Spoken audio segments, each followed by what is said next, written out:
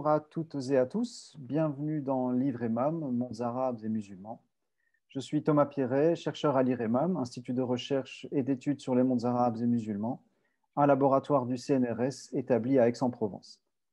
L'IREMAM est un cycle d'entretien organisé par l'IREMAM avec les auteurs d'ouvrages académiques récents sur les mondes arabes et musulmans. L'Algérien ne peut être que musulman, affirmait le 5 mai dernier le président du Haut Conseil islamique algérien, Bouabdallah Rlamalla. Cette déclaration polémique faisait partie d'un discours prononcé à l'occasion du 90e anniversaire de l'Association des oulémas musulmans algériens, acronyme AOMA, association qui fut donc fondée en 1931. À la domination coloniale française, cette organisation à vocation principalement éducative opposait un nationalisme d'inspiration religieuse, résumé par un slogan devenu célèbre: « L'islam est notre religion, l'arabe est notre langue et l'Algérie est notre pays ». C'est à l'histoire de cette AOMA qu'est consacré le livre de Charlotte Coureil, « L'Algérie des oulémas, une histoire de l'Algérie contemporaine, 1931-1991 ». Livre paru en 2020 aux éditions de la Sorbonne. Cet ouvrage revisite la période d'existence légale de l'association, c'est-à-dire de 1931 à la veille de l'indépendance en 1962. Mais c'est un livre qui met également en lumière le rôle influent qu'ont joué par la suite, donc après l'indépendance, les figures et les réseaux issus de l'AOMA, un rôle que ces acteurs ont joué tant au sein de l'État FLN que dans l'opposition à ce dernier. Avant d'entamer cet entretien avec Charlotte Coureil, je tiens à signaler que l'Algérie des oulémas est tirée d'une thèse de doctorat qui a été récompensée par plusieurs prix, dont celui de la Fondation Martine Aublet, Musée du Quai Branly, et celui du groupement d'intérêt scientifique Moyen-Orient, Monde musulman. Notre invitée est donc Charlotte Coureil, qui est maître de conférences à l'université Lyon 3 Jean Moulin. Outre l'Algérie des oulémas, elle a récemment publié, avec Augustin Jaumier et Annick Lacroix, Le Maghreb par les textes, paru en 2020 chez Armand Collin. Bonjour Charlotte Coureil. Bonjour. En guise d'introduction, je souhaiterais que nous abordions l'identité religieuse de l'Association des oulémas musulmans algériens. C'est une association qui se définit par son orientation réformiste. Et alors j'ai deux questions ici. Quelle est la nature des relations de cette association avec les milieux soufis? Et quelle est la nature exacte de ce réformisme de l'AOMA qui fut parfois décrit comme, entre guillemets, wahhabite? C'est vrai que c'est une question qui est très importante parce qu'on est dans un contexte d'un islam qui était en fait majoritairement confrérique en Algérie au moment où l'association des oulémas se forme, c'est-à-dire en 1931, vous l'avez dit tout à l'heure. Et les membres de l'association eux-mêmes sont issus de ce terreau soufi majoritaire dans leur pays. Mais ils sont aussi inspirés par d'autres courants et notamment par le mouvement égyptien qu'on appelle aussi réformisme musulman. Et en fait, là, il y a des chercheurs qui parlent plutôt des réformismes musulmans que du réformisme musulman. Et je trouve que c'est assez juste puisque on a en fait à chaque fois des adaptations à la situation locale qui sont vraiment décisives en fait sur les orientations. Même si les oulémas algériens rejoignent cette grande idée du réformisme musulman parce qu'ils s'opposent, ils prônent un retour aux sources de l'islam, un retour au modèle du prophète et de ses compagnons, et ils essayent ainsi de se distinguer d'un islam dit populaire, d'un islam dans lequel on aurait injecté beaucoup de superstitions, beaucoup de pratiques magiques, et qui sont en fait celles qui sont les plus décriées par les oulémas. Après, moi, ce que j'ai voulu aussi montrer dans le livre, et c'est vraiment là le travail de terrain qui avait mis en évidence cette situation-là, c'est que cette opposition qu'on met en avant jusqu'à aujourd'hui entre l'islam soufi et l'islam des oulémas en Algérie, en fait, on est quand même dans des contextes, encore une fois, sociaux, en fait, locaux, et du coup, il y a aussi des relations qui se font entre les uns et les autres. Et donc, un discours contre les marabouts, les chefs de confrérie qui profiteraient de la crédulité des gens, et en particulier de l'argent qui peut être donné pour la religion, mais à une seule personne. Et en fait, c'est cette situation-là autant que l'intercession qui serait faite entre Dieu et le croyant par ces chefs de confrérie, qui est condamnée en fait par ces oulémas. Et l'accusation de wahhabisme, c'est quelque chose qu'on a retrouvé beaucoup, notamment dans la presse, de la part de ces chefs de confrérie, mais aussi qu'on retrouve dans des écrits de l'administration coloniale française et dont se sont défendus en fait les oulémas. Alors, c'est vrai qu'on retrouve cette idée de purification de la religion, mais en même temps, il y a aussi toute une volonté de supprimer, une vision aussi intolérante, conquérante de l'islam qu'on ne retrouve pas chez les oulémas. Et d'ailleurs, dans les années 30, en fait, ils s'en défendent en disant mais ça, c'est quelque chose de très lointain, ça se passe en Arabie, nous, on est en Algérie, c'est pas du tout là-dessus qu'on s'appuie.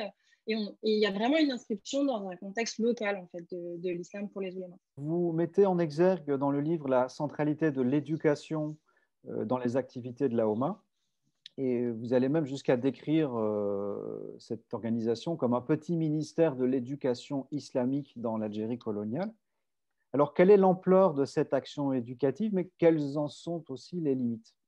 Cette action éducative, en fait, elle est même antérieure à l'association des oulémas. Alors, ce que je n'ai pas reprécisé dans la réponse précédente, c'est qu'en fait, l'association des oulémas, à sa fondation en 1931, elle inclut aussi des membres de confréries. Donc, encore une fois, pour montrer à quel point il y a des interrelations, des interpénétrations. Et c'est à partir de 1932, en fait, que ce sont vraiment ce courant réformiste qui noyote.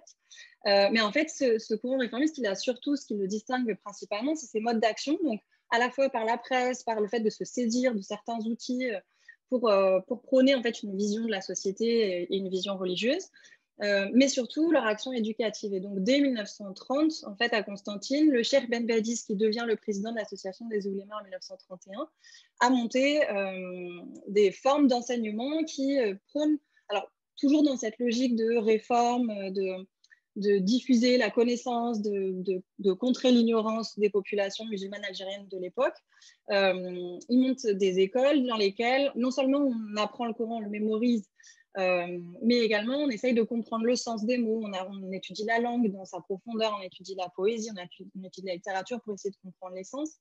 Et puis, avec une volonté, en fait, petit à petit, de retrouver une sorte d'enseignement primaire en fait en arabe, mais qui inclut aussi l'enseignement confessionnel, puisque on est dans le cadre d'écoles privées qui sont tolérées, alors plus ou moins selon les périodes, mais par l'administration coloniale.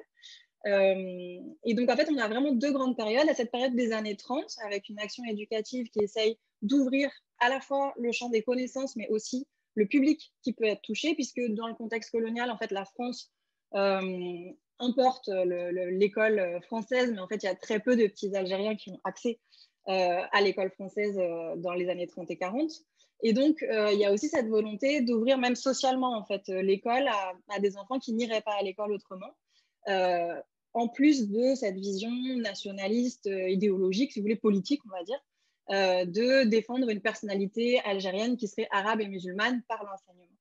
Et alors, quand je parle d'un petit ministère, c'est vraiment sur les années 50, en fait, juste avant le déclenchement de la guerre d'indépendance, puisqu'on a une deuxième phase donc, où on passe de la présidence de Ben Badis, qui décède en 1940, à la présidence du Cheikh El Ibrahimi.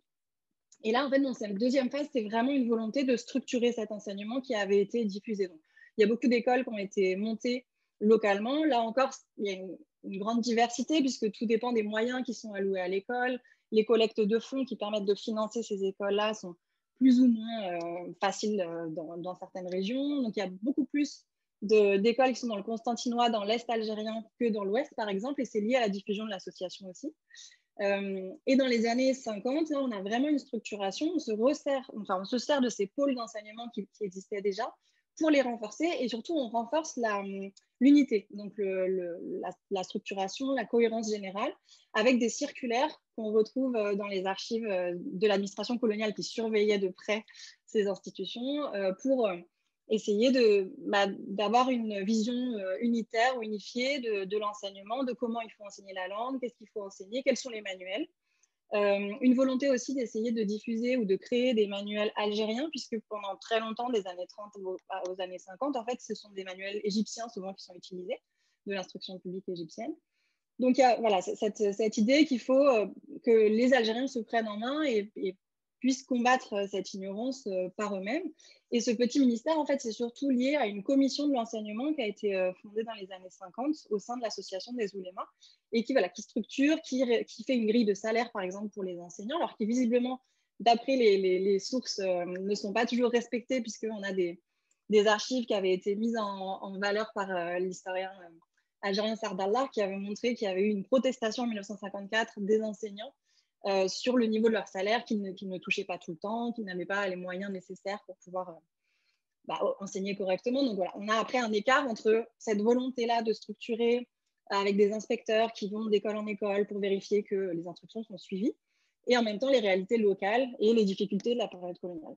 C'est également par cette focalisation de la OMA sur l'œuvre éducative que vous expliquez ces positions politiques que certains ont pu décrire comme ambiguës vis-à-vis de la domination coloniale. En situation coloniale, c'est beaucoup de négociations. Donc, même avec des positionnements qui parfois peuvent être radicaux sur certains points, il y a certains points d'autres points sur lesquels on est plus enclin à négocier parce qu'on se dit ce qui est important, c'est vraiment ce point-là. Et donc, sur le reste, on va un petit peu lâcher du lest. Et là, c'est vrai qu'on a vraiment été je pense, très influencé par des situations plus contemporaines, en fait, pour essayer de relire l'histoire de l'association des oulémas, puisque, on en reparlera, je pense, tout à l'heure, mais on a cette idée de l'implication dans la lutte pour l'indépendance et notamment le rôle dans la guerre d'indépendance algérienne. C'est ce qui structure la société algérienne, en tout cas telle que moi je l'ai observée depuis l'indépendance. Et donc, il y a vraiment toute la légitimité politique et culturelle s'appuie, en tout cas en grande partie, sur ces questions-là. Et donc, on a eu tendance à relire l'histoire des oulémas en fonction de est-ce qu'ils ont participé à la guerre ou pas, comment ils se sont positionnés, etc. Sur la période des années 30, 40, enfin toute la période coloniale dans laquelle l'association est active, en fait, ce qu'ils font, c'est éminemment politique. C'est-à-dire que le fait d'enseigner l'islam, la langue arabe à des enfants algériens qui n'auraient pas accès à l'école et de leur enseigner qu'il y a une nation algérienne et qu'il faut la défendre, ça, c'est déjà en fait politique. Donc, c'est pour ça que je parlais de la surveillance de l'administration coloniale envers ces écoles, parce qu'il y a vraiment une crainte que le nationalisme soit diffusé dans ces écoles, et ils ont raison de le craindre par ailleurs. Mais en même temps, forcément, pour pouvoir maintenir ces écoles, pour parfois demander des subventions, alors elles ne sont pas accordées en général aux oulémas parce qu'il faut enseigner le français dans les écoles privées confessionnelles pour obtenir des subventions ou d'être validé. Pour obtenir d'être validé par l'administration coloniale, il faut enseigner le français, mais ces écoles sont quand même dépendantes de la bonne relation de l'association des oulémas avec les autorités coloniales. Donc, on est toujours sur un jeu un peu sur le fil. À la fois, il faut négocier, il faut accepter de se rencontrer. Donc, ça fait partie aussi de l'action politique en fait, des oulémas dans les années 30, c'est-à-dire qu'ils font partie des délégations qui vont auprès du gouvernement à Paris pour essayer de porter cette revendication de l'officialisation de la langue arabe, de la séparation de l'islam et de l'État en Algérie coloniale. Et ça, en fait, c'est ce qui a pu susciter autant de débats sur leur positionnement et sur l'ambiguïté de leur relation au nationalisme et surtout à l'indépendance. Pour rester dans le domaine vraiment politique, qu'est-ce qu'on peut dire des relations entre l'AOMA et les différentes forces politiques algériennes, que ce soit le Parti communiste, l'Étoile nord-africaine, devenu le parti du peuple algérien, l'UDMA, etc. Alors, sur ces rapports avec les autres partis politiques, en fait, la particularité de l'association des oulémas, c'est qu'elle n'est pas un parti, qu'elle est une association, et que comme toutes les associations de la loi française de 1901, il y a un de ces articles qui dit qu'il n'y a pas d'action politique, pas de discussion politique. Donc ça, c'est vraiment, toutes les associations le mettent, et tout le monde parle de politique dans les faits, mais c'est vraiment une façon de se protéger d'un point de vue administratif. Dans les faits, en fait, il y a énormément de participation politique, alors qui se fait soit vraiment sur le champ politique, soit sur le champ, disons, plutôt culturel ou associatif, au sens des associations sportives, par exemple. Donc, sur le plan de la participation politique, on retrouve l'association des oulémas dans les organisateurs du Congrès musulman algérien de 1936, qui réunissait donc la Fédération des élus, qui était donc l'ancêtre de l'UDMA de Ferhat Abbas, le Parti communiste algérien, donc les oulémas qu'on a cités, et puis des membres de la SFIO.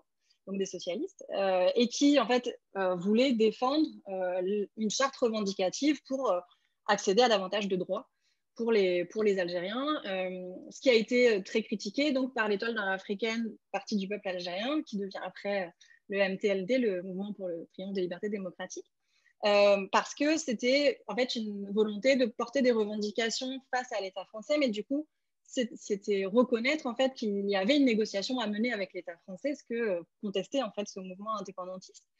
Ça n'empêche pas qu'après, localement, il puisse y avoir des alliances entre des membres du PPA ou des sections locales et par exemple les médersa, donc les écoles de l'association ou certains enseignants. Et en fait, là, je crois qu'il faut vraiment mettre l'accent sur la diversité de l'association des oulémas au départ, c'est-à-dire qu'il y a un but commun, c'est de faire reconnaître cette personnalité arabe et musulmane de l'Algérie dans le contexte colonial. Mais en fait, après, on se rend compte, et on s'en rend compte surtout quand l'association disparaît, qu'on avait une diversité politique et sociale très importante au sein de l'association. En fait. Donc, cette activité politique, elle est soit concrète par donc, la participation à ce congrès, soit un peu plus tard, en fait, après 1945, dans le cadre des Amis du Manifeste des Libertés. Donc là, à nouveau, en lien avec Ferhat Abbas qui lance donc ce manifeste, à nouveau pour revendiquer des droits, mais d'une façon plus offensive, disons, en 1945. Et puis après, il y a le traumatisme de mai 1945, de la répression coloniale envers les manifestations d'Algériens pour revendiquer le droit de l'Algérie à vivre et à revendiquer sa propre culture. Et donc là, c'est vraiment un moment où on retrouve plus un discours qu'on avait déjà dans les articles de presse dans les années 30, mais sur l'association des oulémas qui serait au-dessus des partis, qui en fait est la représentante authentique, officielle, ou pas officielle, mais légitime, disons, du peuple algérien dans son ensemble et qui n'aurait donc pas à justifier de son appartenance politique. Et là, c'est vraiment un discours qu'on retrouve sur toute la période et qui, là aussi, en fait, rajoute un peu dans cette idée de l'ambiguïté qu'on évoquait avant, de comment on se positionne politiquement et qui on représente et comment on le fait.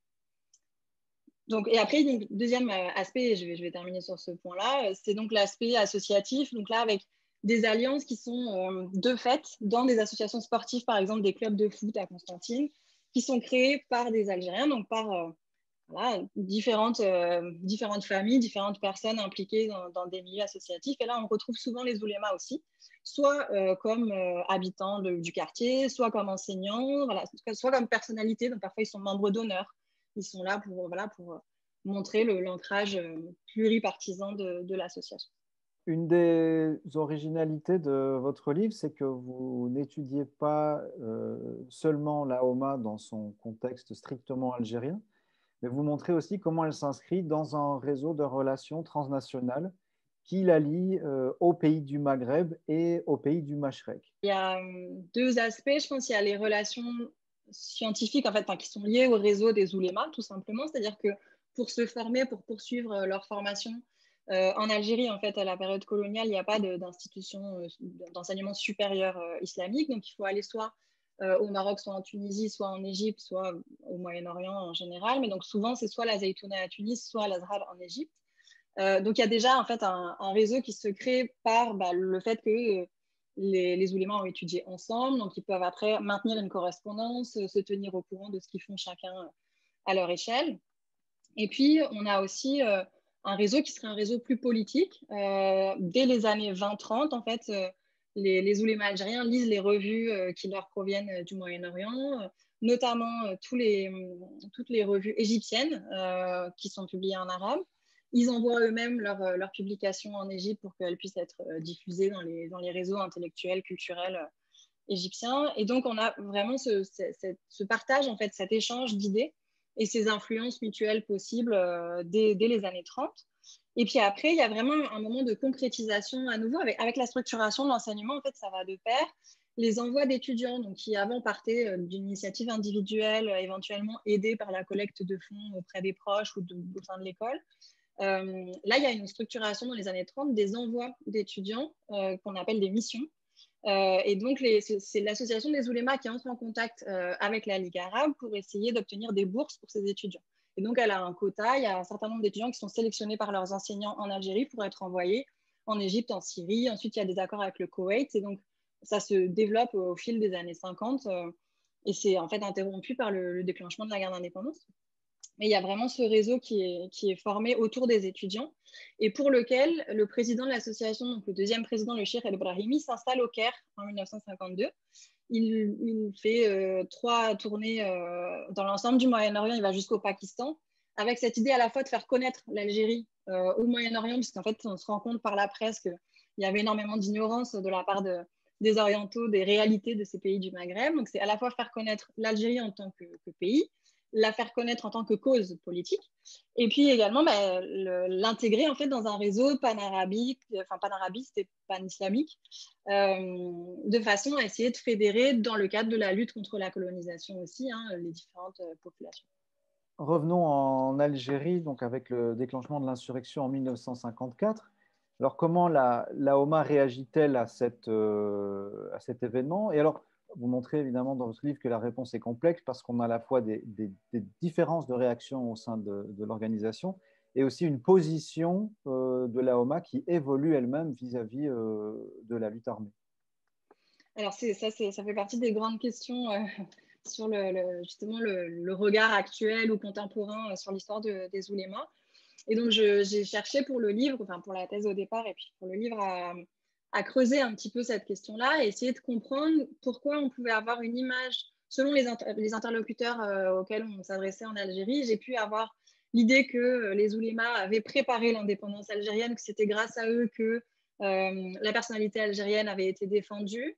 Et d'un autre côté, que c'était les derniers arrivés dans la bataille, qu'ils n'avaient pas du tout défendu l'indépendance et qu'ils s'étaient ralliés par opportunisme. Et donc, je me disais, comment on arrive à une telle différence en fait, de point de vue.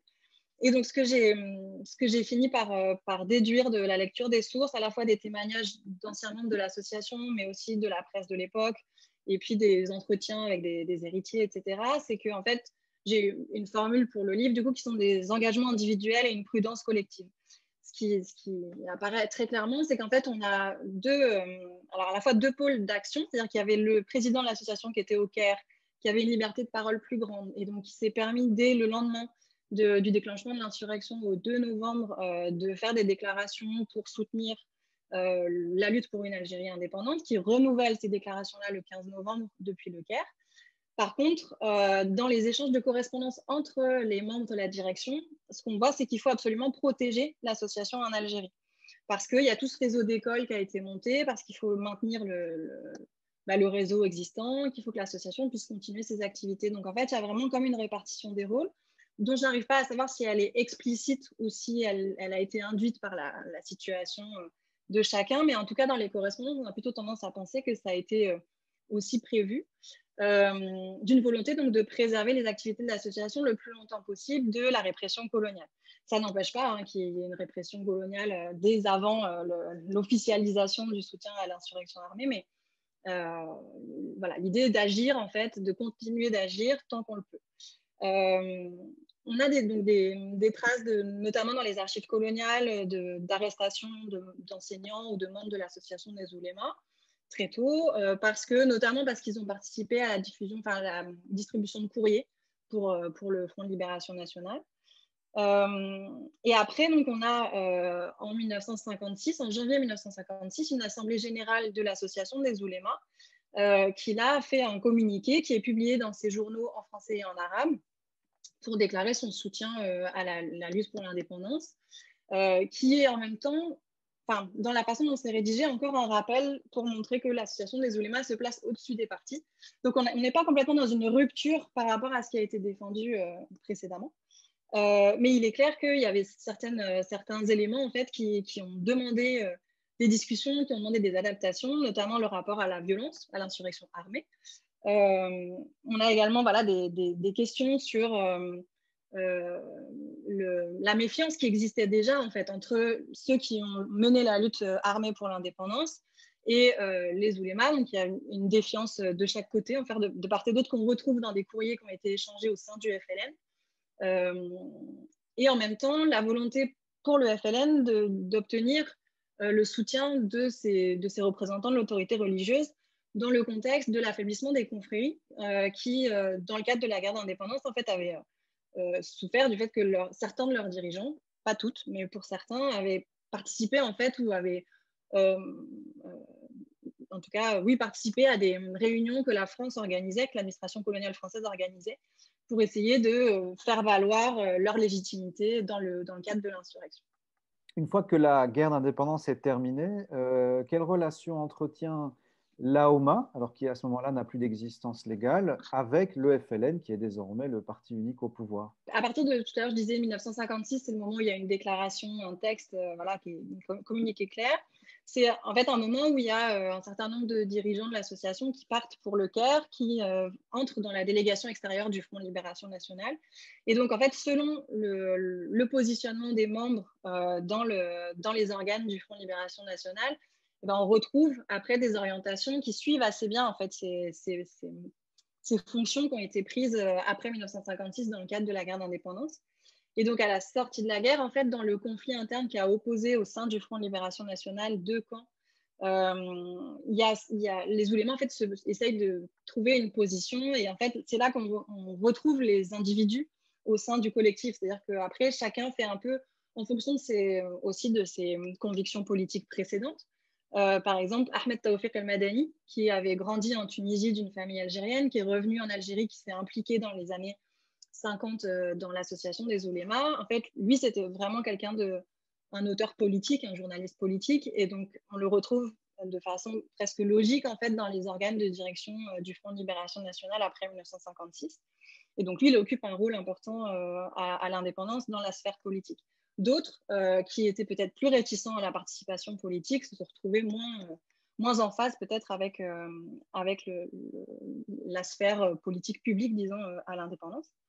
Ce qui est apparu, c'est qu'à partir de l'indépendance, en fait, le président Ben Bella, donc, qui est élu en septembre 62, a repris beaucoup le discours notamment sur l'arabité de l'Algérie que les oulémas avaient défendu à la période coloniale, et puis aussi une idée des valeurs islamiques sur lesquelles on s'appuie, qui est en fait plutôt un soutien culturel, enfin une vision culturelle de l'islam que vraiment une place centrale de la religion dans la société algérienne, puisque l'option politique de Ben Bella, c'est l'option socialiste. Donc, c'est davantage, on a parlé beaucoup d'Alger comme la Mecque des révolutionnaires, c'était davantage l'idée de réunir le tiers-monde, de se poser comme force concurrente contre l'impérialisme. Et donc, ça a aussi après orienté les débats et les discussions qu'il y a pu avoir entre les anciens membres de l'association des oulémas et le pouvoir FLN. Et peut-être ce qui a orienté aussi cette relation entre les oulémas et le pouvoir FLN, c'est que à l'été 62, donc vraiment à la sortie de la guerre d'indépendance, les oulémas, certains, ont essayé de reconstituer cette association. Et ça a été refusé sur le motif que le Front de Libération Nationale ne voulait pas que les anciennes organisations puissent se reformer de façon à vraiment créer une Algérie nouvelles qui permettent de rebattre un petit peu les cartes. Et donc, l'idée, c'est que le Front de Libération Nationale représente le peuple algérien et donc on n'a pas besoin d'autres organisations. Et ça a été plus ou moins bien reçu. Et donc, après, il y a des stratégies d'adaptation individuelles sur est-ce qu'il faut entrer dans le FLN et jouer la carte politique complètement, ou est-ce qu'il faut essayer de rester un petit peu en retrait et de garder ses distances avec le pouvoir. Justement, dans les années 1960 et 70, on voit en lisant votre livre que les anciens de la OMA occupent une position qui est un peu paradoxale et que vous résumez par une formule qui est inspirée par les théories de Pierre Bourdieu. Vous dites qu'ils sont dominants dans le champ religieux et dominés dans le champ politique. Qu'est-ce que vous entendez par là? Je disais tout à l'heure que selon comment ils se sont insérés dans le Front de Libération Nationale pendant la guerre d'indépendance, après, ils peuvent occuper des places plus ou moins élevées dans la hiérarchie politique. On retrouve par exemple Ahmed Taoufik El-Madani, que j'évoquais tout à l'heure, comme celui qui était le plus politique des membres dirigeants de l'association des oulémas. Lui, il est nommé au ministère des Affaires religieuses, qui était le ministère des Habous, en 1962. Et en fait, il organise tout le ministère des Affaires religieuses autour du réseau de l'association des oulémas. Alors, ce n'est pas exclusif, évidemment, on est obligé d'intégrer des personnels qui étaient déjà là ou des politiques qui se sont intéressés à ces questions-là. Mais disons que quand on regarde un petit peu les arrêtés de nomination dans le journal officiel, etc., on retrouve quand même beaucoup de noms connus quand on a suivi l'association dans les années 30 et 40.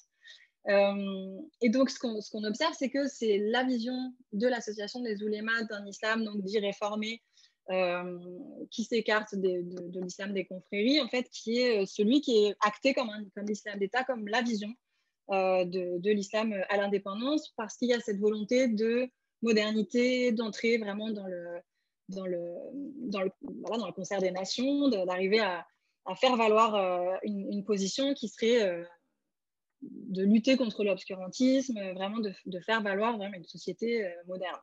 Et ça, c'est ce qu'on retrouve davantage dans le discours des oulémas, l'adaptation à la société, le fait de couper avec des traditions ancestrales qui n'auraient pas de sens, ou en tout cas pas de sens dans la pratique. Et donc ce discours du Front de Libération Nationale sur l'obscurantisme et sur les charlatans, il reprend beaucoup les discours des années 30-40 des oulémas. Ça s'appuie aussi sur le discrédit dont les confréries ont souffert au moment de la guerre d'indépendance que j'évoquais tout à l'heure. Et donc, en fait, à la fois, l'association n'a pas le droit de se reformer, mais en même temps, elle obtient pratiquement une caution pour l'islam d'État, en fait. Donc, finalement, c'est aussi pour ça que les négociations sont possibles et qu'il y a un jeu à jouer, en fait, pour les anciens de l'association des oulémas. D'autant qu'ils profitent en fait d'un capital social parce que pour beaucoup, ils maîtrisent l'arabe que peu dans les élites au pouvoir maîtrisent complètement. Ils ont donc ces connexions qu'on évoquait tout à l'heure transnationales avec le reste du monde arabe, voire du monde musulman. Et en même temps, souvent, ils ont quand même soit été formés eux-mêmes en français, soit ils maîtrisent un petit peu, soit ils ont mis leurs enfants à l'école française. Donc, ils ont quand même toujours un accès aussi au milieu francophone.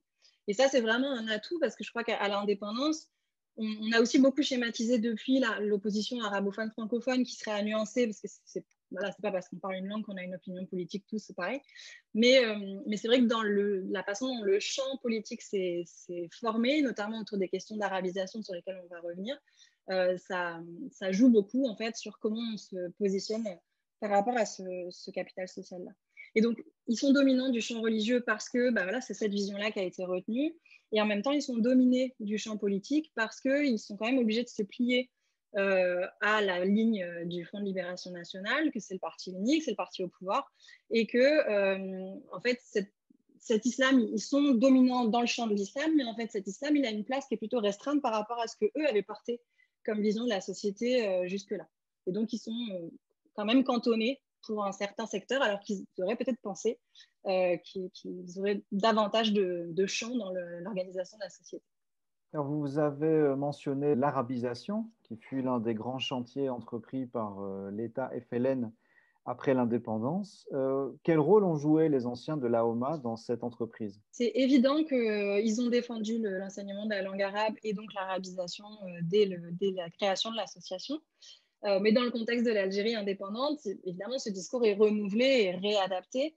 Ce qui apparaît clairement, c'est qu'en 1962, arabiser, c'est d'abord alphabétiser, c'est-à-dire que c'est d'abord mettre les enfants algériens et même les adultes à l'école parce qu'il y a encore très peu d'Algériens qui sont alphabétisés à l'indépendance. Donc, c'est d'abord un mouvement d'éducation, d'enseignement, dans lequel les oulémas prennent clairement leur part. Et là-dessus, il y a vraiment une partie du livre sur leur participation à l'éducation nationale, soit comme cadre dans la fonction publique de l'éducation nationale, soit comme enseignants.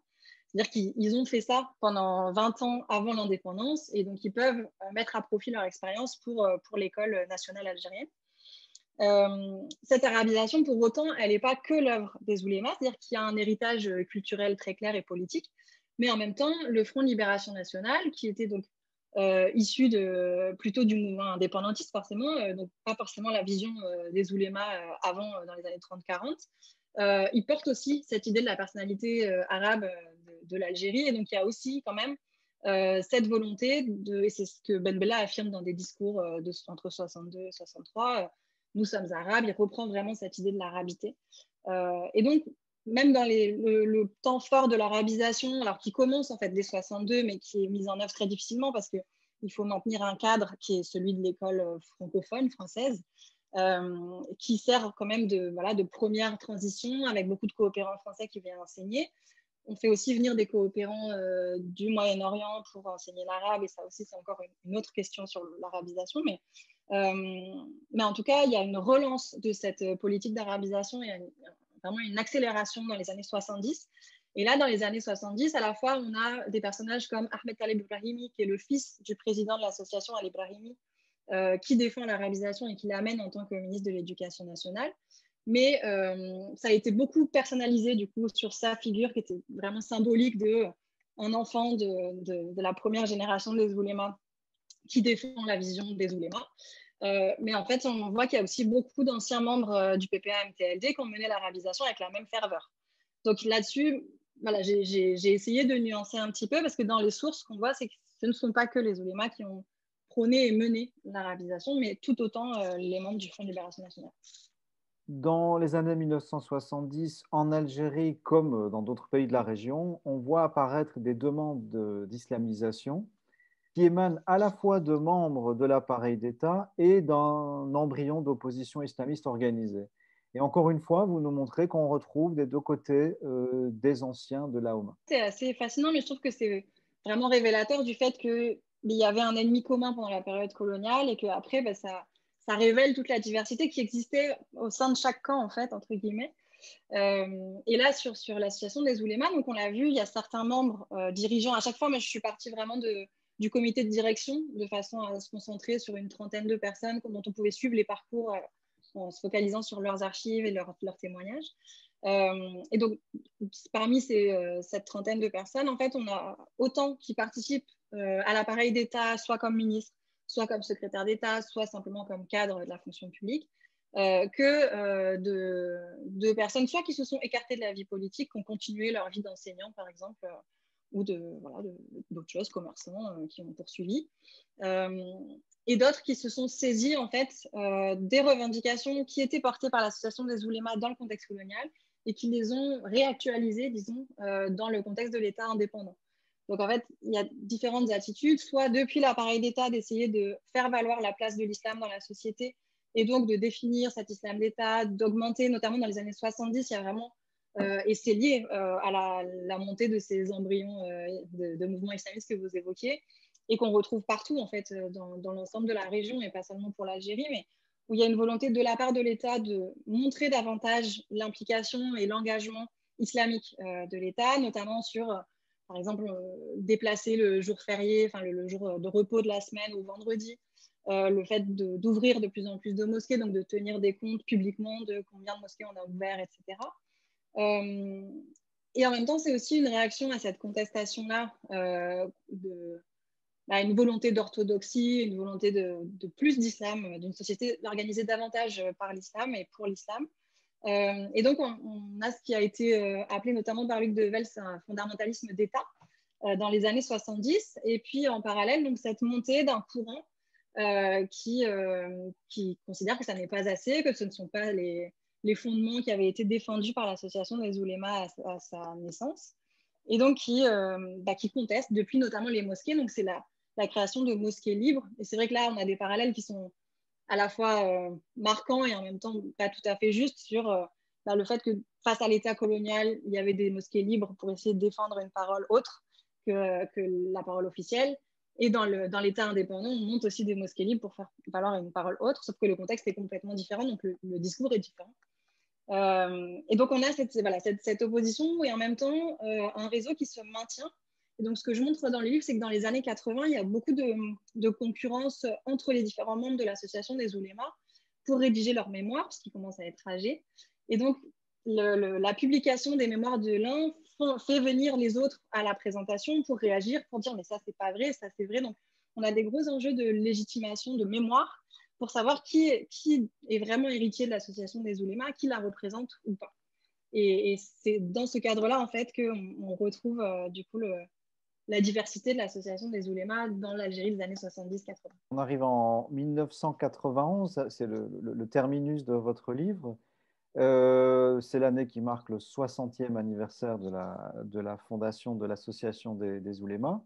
Et cette année-là, l'association est réactivée à la faveur de la parenthèse d'ouverture démocratique que connaît l'Algérie, donc à compter de 1988. Alors, qu'est-ce que vous pouvez nous dire des circonstances de cette renaissance de l'association et en particulier en quoi elle est liée à l'émergence concomitante du Front islamique du salut? L'analyse que moi j'ai fait de cette renaissance de l'association des oulémas en 91, c'était de voir que c'est vraiment la suite directe des années 80 avec cette compétition de reconnaissance des mémoires et de la légitimité. Et donc, cette ébullition des années 80 qui ne touche pas que les oulémas, cette ébullition politique autour des questions religieuses aussi, et les conflits sur la définition de l'islam, provoquent cette renaissance de l'association des oulémas, qui est accélérée évidemment par le fait que l'ouverture au multipartisme, donc après les événements de 1988 et l'ouverture du champ démocratique au tout début des années 90, enfin fin 80, début 90, c'est donc ces partis qui sont créés, et notamment il y a une ligue islamique qui s'appelle la Rabita, qui est plus large, disons, rassemble plus largement que le Front islamique du salut, qui n'est pas un vrai parti politique. Le Front islamique du salut que vous évoquiez, donc, qui est un parti politique qui revendique vraiment l'islam comme pilier de la société et comme fondement de toute conception politique de la nation.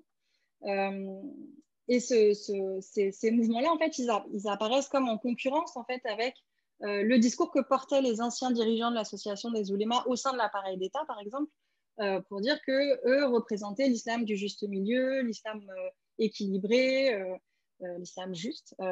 Et donc, ils se retrouvent en concurrence avec d'autres formes de légitimation de la conception politique de l'islam et qui cherchent en fait à garder la main sur l'héritage de l'association des oulémas et notamment la figure de Ben Badis, donc le premier président de l'association, qui peut être revendiqué autant par des partis qui se réclament de la culture, de la volonté de lutter contre l'ignorance, de façon parfois complètement laïque, et puis d'autres qui sont au contraire sur une vision beaucoup plus religieuse, orthodoxe, de la vision de Ben Badis contre les confréries, par exemple. Et donc, c'est une façon de maintenir, de garder au nom de l'association cet héritage des oulémas. Et donc, la refondation, elle se fait à partir d'un groupe qui est, en fait, certains sont d'anciens membres dirigeants de l'association, d'autres sont ceux qui se réclament les héritiers, souvent les élèves des enseignants qui ont formé, en fait, cette première génération des oulémas. Et donc, elle vise un peu aussi à se positionner dans le champ politique et religieux de l'époque. Et ce qu'on observe, c'est que c'est à la fois au moment de l'émergence du FIS, mais aussi au moment où est recréée une association des Zaouïas, donc avec une renaissance aussi du mouvement des confréries et qui a ensuite été appuyé par le pouvoir pour essayer de rééquilibrer, de contrer la poussée islamiste des années 90. On arrive déjà à la fin de cet entretien. Ben, on a un peu de temps pour écouter les questions éventuelles de nos auditeurs. Bonjour. Je voudrais poser la question de savoir pourquoi le Ben Badis est devenu un peu le symbole de la science après l'indépendance. Le jour du savoir fêté en Algérie se fait sous la houlette de Ben Badis, réformateur, homme scientifique. Donc voilà, comment expliquer cette vision des choses? Merci. Alors effectivement, l'instauration de ce qu'on appelle Yom el-Ain dans les années 70, c'est la volonté de mettre en avant la personnalité de Ben Badis comme un réformateur, mais comme un éducateur, comme une personnalité scientifique. Comme vous le disiez, c'est la journée de la science ou c'est la journée de la culture. En fait, selon les traductions, même dans la presse de l'époque, on n'a pas forcément la même version en français qui est utilisée, et ça, c'est intéressant en soi.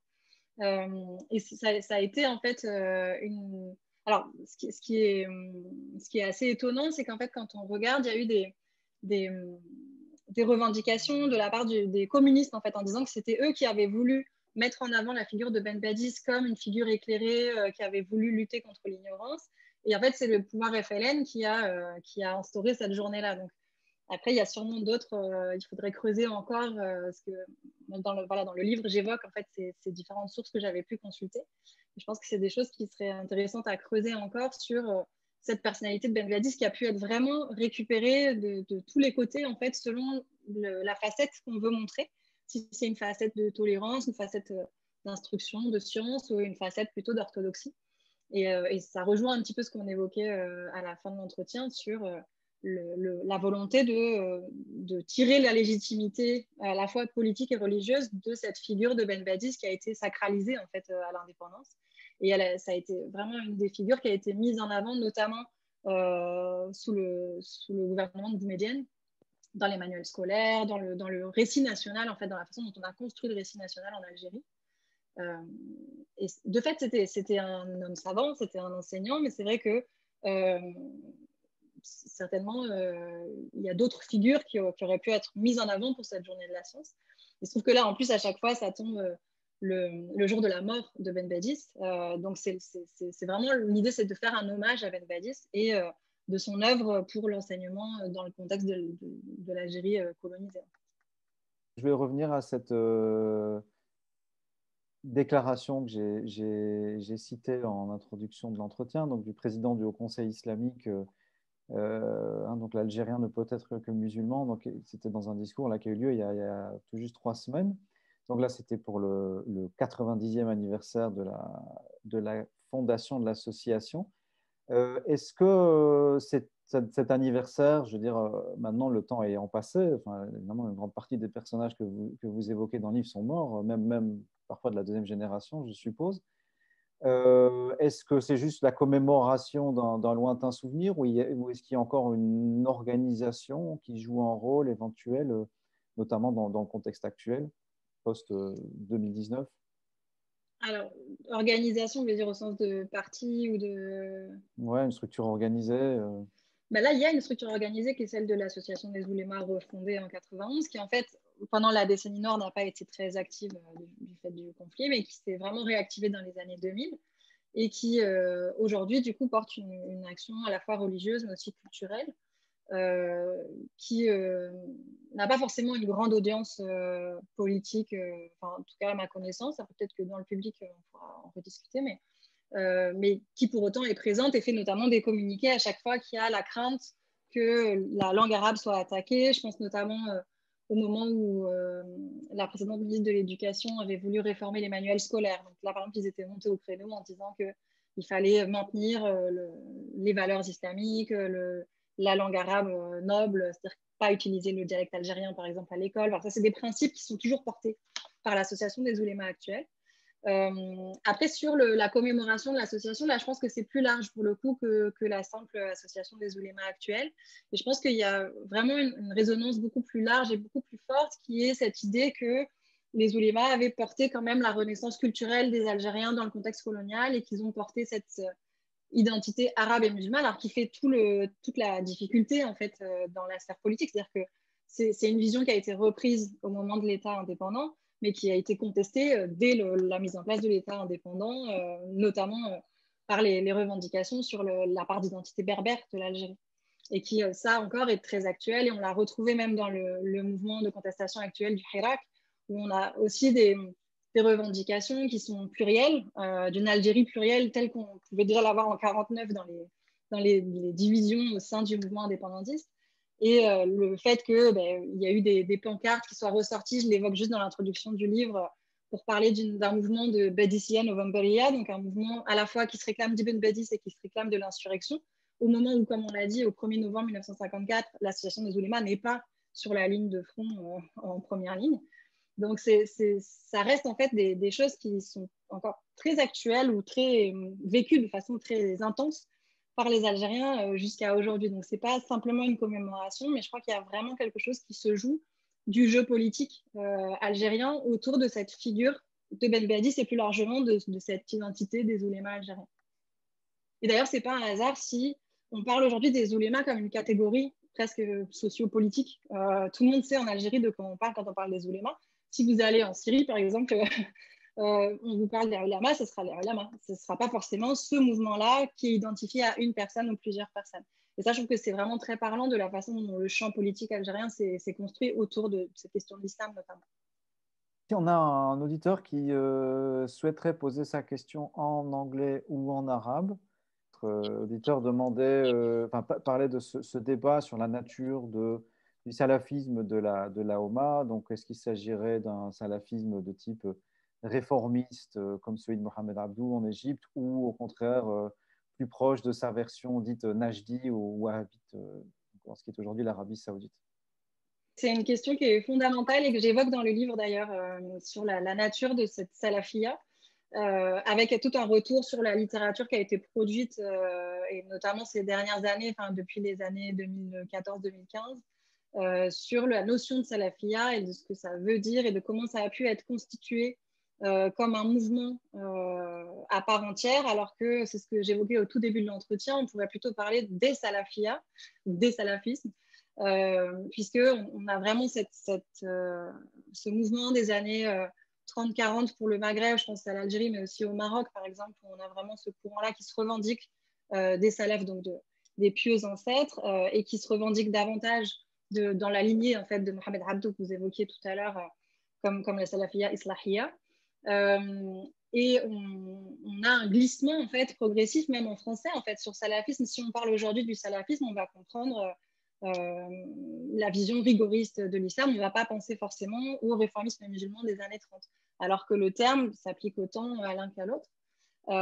Et donc, toute la question, c'est est-ce qu'il y a dans l'héritage de l'association des oulémas, plutôt cet héritage de Abdou qui serait l'enseignement, l'éducation, la purification, mais au sens de l'émancipation de la société, de croyances ancestrales et le passage par la raison. Ou alors, est-ce que c'est plutôt cette orientation wahhabite qui du coup, est plutôt dans une idée, en tout cas, telle qu'on identifie, ce qui serait plutôt l'intégrisme, l'orthodoxie excluante, donc qui décide de ce qui serait l'islam et de ce qui ne le serait pas. Et je crois qu'en fait, ce qui fait l'ambiguïté de cet héritage salafi, c'est vraiment le fait que les oulémas se sont construits en contexte colonial. Et donc, cette salafia des origines, elle est aussi en réaction à la colonisation et qu'elle renaît en 1991 dans un contexte qui est très différent, dans un contexte politique d'opposition à l'État, mais qui est un État qui lui-même se revendique musulman. Et donc, c'est en cela aussi que la renaissance, la recréation de l'association peut porter à confusion aujourd'hui et peut un peu créer ce débat dans l'Algérie toute contemporaine. J'ai une autre question, une assez vaste question là, qui concerne le rôle des Zaouïas actuellement et leur impact sur la société algérienne. Alors, c'est une très belle question sur laquelle je pense qu'il y a encore beaucoup de recherches à faire. Pour le coup, moi, je n'ai pas mené cette recherche-là parce que j'avais le focus ouléma et donc je n'ai vu les Zaouïas que par l'œil de l'association des oulémas. Mais dans ce que j'ai étudié, en tout cas voilà, pour les années 80 et 90, pour essayer de bien resituer le champ de la construction de l'islam d'État, ce qu'on voit, c'est qu'il y a eu une réémergence dans les années 90 de ce rôle des Zaouïas, qui avait été au départ un peu combattu dans les années 80 par l'islam d'État au pouvoir et qui en fait après a été complètement à nouveau valorisé et encouragé. Et alors, sur leur impact sur la société algérienne aujourd'hui, je pense que je ne suis pas forcément la meilleure personne pour y répondre parce que ce n'est vraiment pas une étude que j'ai faite. Mais ce qu'on a pu voir, c'est notamment dans la participation, par exemple, aux élections. Alors, je pense avant la chute de Bouteflika, mais dans la façon dont les Zaouïas avaient pu participer par leur soutien ou non. Et ça, je crois que c'est quelque chose qu'on retrouve assez largement. Enfin, mes collègues sur le Moyen-Orient pourront peut-être ajouter quelque chose, mais qu'on retrouve assez largement sur l'utilisation, l'imbrication entre la légitimation religieuse et le pouvoir politique. Voilà, je ne pourrais pas en dire beaucoup plus à ce sujet. Bonjour Charlotte, moi je voulais vous poser une question par rapport, revenir sur la notion des écoles libres donc en période coloniale. Est-ce qu'il y avait, hors du réseau des écoles créées par l'association des oulémas, est-ce qu'il y avait d'autres écoles libres créées par d'autres mouvements, par exemple liés aux confréries ou liés aux autres partis nationalistes, et dans quelle mesure il y avait une concurrence entre ces différentes écoles? Évidemment, il y a d'autres écoles libres qui ne sont pas les seules à créer ces écoles confessionnelles musulmanes. Moi, ça a été mon objet, donc c'est vrai que j'ai beaucoup plus vu l'importance de leur réseau et la façon dont c'était structuré. Mais en fait, en comparaison, on voit notamment à Constantine, voilà, qui est le pôle vraiment de l'enseignement de l'association des oulémas. On observe clairement, et surtout dans les années fin 40 et 50, une concurrence avec des écoles qui s'appellent aussi d'ailleurs des médersa, parce que madrasa en arabe c'est juste l'école, mais c'est le terme qu'on utilise pour parler des écoles qui sont plus des écoles coraniques avec juste le maître qui enseigne les sciences religieuses et qui fait mémoriser le Coran, mais les écoles où il y a quand même d'autres matières, où on enseigne aussi la langue, etc. Et ça, c'est des mouvements qu'on retrouve aussi dans les confréries, en fait, pour essayer d'améliorer l'offre d'enseignement, qui ne soit plus seulement une mémorisation, mais aussi autour de différentes matières, d'ouvrir un petit peu aux différentes réalités du monde et de la langue. Et on a notamment à Constantine, quand l'Institut Ben Badis, qui est l'Institut d'enseignement complémentaire qui est créé en 1947 par l'Association des oulémas, en fait, il y a une urgence parce que la confrérie Rahmania, qui était implantée aussi à Constantine, avait créé son propre institut complémentaire. Et donc là, il y a une concurrence directe et vraiment qui ne se cache pas hein, de qui va tirer les étudiants, les meilleurs étudiants. Du coup, il y a aussi toute une concurrence sur offrir des logements aux étudiants parce que ça fait venir les familles ont plus tendance à mettre leurs enfants dans les écoles qui proposent un hébergement. Donc, voilà, il y a vraiment tout un champ beaucoup plus large et sur lequel j'ai commencé à retravailler un petit peu à partir de ce que j'avais fait au moment de la thèse, mais pour approfondir certains aspects sur la question des écoles. Et on a vraiment tout un réseau d'écoles en dehors de l'association des oulémas, soit qui n'est pas étiqueté, soit qui est rattaché à des confréries, et sur lesquelles je pense que là aussi, il y aurait encore beaucoup de travail à faire plus précisément. Oui, il y a une toute dernière question qui arrive, bon, que vous avez déjà un peu évoqué, hein, mais qui concerne le rôle de l'AOMA aujourd'hui. S'inscrit-il dans la continuité de celui mené depuis 1931? Ben, c'est vrai que du coup, ça rejoint un petit peu ma réponse de tout à l'heure où je disais c'est à la fois, on retrouve ces grandes lignes de la défense de la langue arabe, la défense de l'islam, et en même temps, en 1931, c'était défendre ces valeurs-là face à une autorité coloniale étrangère, alors que dans le contexte des années 90 ou très actuel, voilà, de ces années récentes, on n'est plus face à la même autorité. Donc là, c'est s'inscrire plutôt dans un champ entre défenseurs de la langue arabe ou entre défenseurs de l'islam et de définir quelle langue arabe on veut, quel islam on veut défendre. Donc voilà, je pense que du coup, c'est assez difficile de... Alors pourtant, sur leur site internet, l'association des oulémas actuelle, par exemple, elle donne une chronologie qui commence en 1931 et qui termine aujourd'hui, comme s'il n'y avait pas eu de rupture. Je pense que c'est plus compliqué que ça, en fait. Là, ce sera vraiment la dernière question, mais elle est importante parce que c'est vrai qu'elle elle concerne la relation entre l'AOMA et un personnage qui revient souvent dans votre livre et dont on n'a pas eu le temps de parler aujourd'hui, qui est Malek Ben Nabi, donc le penseur. Qu'en est-il? Alors, sur Malek Ben Nabi, donc effectivement, c'est un penseur dont on reparle beaucoup ces derniers temps, alors qu'il avait été un peu laissé de côté pendant une certaine période. Et qui a publié ses mémoires. Donc, on sait que lui, il a été formé à la fois dans des écoles de l'association des oulémas et par les confréries. Et ensuite, il a été à la Médersa, donc à l'école officielle pour l'administration religieuse organisée au moment de la période coloniale. Et il a un discours qui est assez ambivalent pour le coup envers l'association des oulémas, parce qu'à la fois, cette volonté de mettre en avant une personnalité algérienne, ça, il la défend complètement. Et en même temps, il a aussi condamné certains positionnements ou certaines pratiques des membres de l'association des oulémas. Et notamment, il a un ouvrage qui s'appelle Pourriture, où il revient sur certaines pratiques ou certains comportements qui ont disqualifié pour lui à un certain moment le courant des oulémas. Donc, en même temps, je pense qu'il en a été influencé et ça, il le reconnaît. Et en même temps, après, il s'en est écarté. Et vraiment, quand on étudie la période des années 60-70, il y a tout un réseau des débuts des mouvements islamistes qui ne sont pas encore islamistes, mais islamiques, disons, à ce moment-là, qui se forment autour de cercles de Ben Nabi, autour de l'université à Alger. Et certains anciens membres de l'association des oulémas sont en lien avec, mais clairement, le pôle n'est pas là.